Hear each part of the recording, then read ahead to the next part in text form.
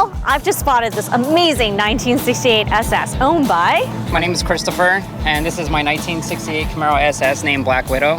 So this car was originally bought here in California. It used to be Le Mans blue with white stripes with a black vinyl top. Yeah. I have a guy out in St. Louis who does a lot of custom work and engine work. So when we got this car, it was originally built for kind of a drag car. So we ended up building a full bored out 388 stroker. We ended up putting a 700 R4 TCI Stage 2 transmission with Headman headers, Dart Pro 1 aluminum heads. It's so clean. Like, you can't see many wires in here, so you've done a really good job of tucking them in. I custom a lot of the wires and hit a lot of the wires with wire looms just so they weren't exposed. I do a lot of the detail work on it. So I kind of do a paint correction and kind of do a ceramic coating just to kind of keep it clean and the engine bay clean. Nice. So why did you call it Black Widow? It's something with Black Widow when I was younger, something with my father, because he had a 76 Camaro and my cousin had a Camaro when he was younger and he liked Black Widow and he called one of his cars Black Widow. So the name came from like a family.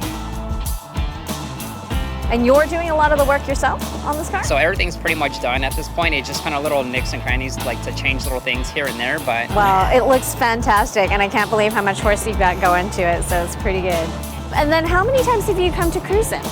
I've probably been to a lot of these cruises since Quarantine Cruise 3 and 4. Oh, okay. So yeah, I've been to pretty much almost every single one of them. The thing I like is the camaraderie, the people, the different types of vehicles, just watching people, you know, from the start of their vehicles, watching them throughout their build history, what they're gonna do to it, what they're gonna change to it, seeing, you know, even Broncos, different types of trucks. It's just a different group of like different people, but we all have to like share the same passion for cars. And it's just always cool to see people's different custom work on their cars and just watching the history of each other.